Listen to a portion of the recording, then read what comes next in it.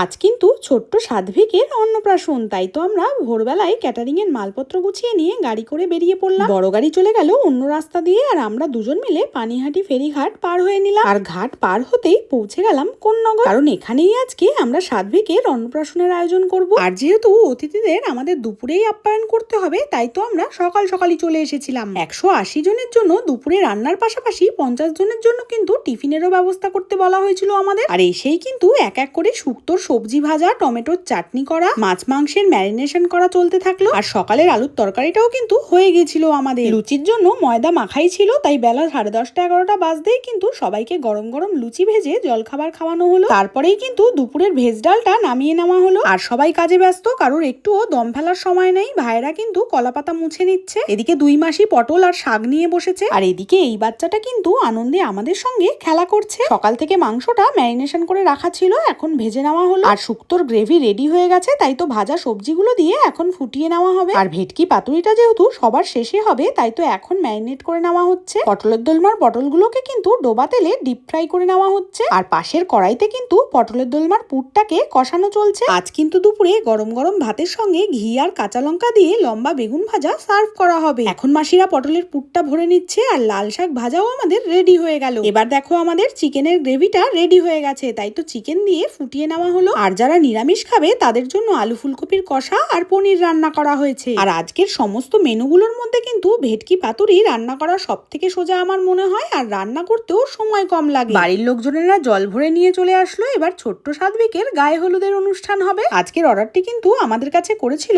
অনেক বিশ্বাসের সঙ্গে সৌমজিৎ বড়ুয়া দাদা। আমাদের রান্না প্রায় কমপ্লিট, সবশেষে ঝুরি আলু ভাজা ভাজা হচ্ছে, আর এদিকে দম পোলাওয়ের দমটা ভেঙে নেওয়া হলো। আর মেনুতে সাদা ভাতও ছিল। সবশেষে কিন্তু জিলিপি কাকা গরম গরম জিলিপি ভাজছে, যেটা আজ রাবড়ি দিয়ে প্লেটেই সার্ভ করা হবে। বেলা প্রায় অনেক হয়ে গেছে, এবার অতিথিরা খেতে বসবে। আমি এদিকে সাধ্বীকের থালাটা সাজাতে একটু সাহায্য করে দিলাম। কেমন লাগছে দেখতে তোমরা অবশ্যই কমেন্ট করে জানিও। এখন আমাদের সার্ভিসের ভাইরা পরপর সব মেনু এক এক করে পরিবেশন করে অতিথিদের আপ্যায়ন করবে। আজকের মেনু শুরু হয়েছে গরম গরম ভাতের সঙ্গে লাল শাক ভাজা দিয়ে, আর তারপরে ঘি কাঁচা লঙ্কার সঙ্গে লম্বা বেগুন ভাজা, তারপর শুক্তো আর গন্ধরাজ লেবু দিয়ে ভেজ মুগ ডালের সঙ্গে ঝুরি আলু ভাজা, পটল চিংড়ি দোলমার পরেই থাকবে ভেটকি পাতুরি আর বাসন্তী পোলাওয়ের সঙ্গে চিকেন কষা, সবশেষে মিক্স ফ্রুট চাটনি আর পাঁপড় ভাজা, আর তারপরেই মিষ্টি দই, আর কালাকাদের পরেই থাকবে রাবড়ি জিলিপি, আর সবশেষে পান। গঙ্গার পাশেই সম্মিলনী ক্লাবের পরিবেশটা কিন্তু খুবই সুন্দর। আর দাদাকে জানাই অসংখ্য ধন্যবাদ আমাদের বিশ্বাস ও ভরসা করে কাজটি দেওয়ার জন্য। ভবিষ্যতে আমরা আরো ভালো করার চেষ্টা করব।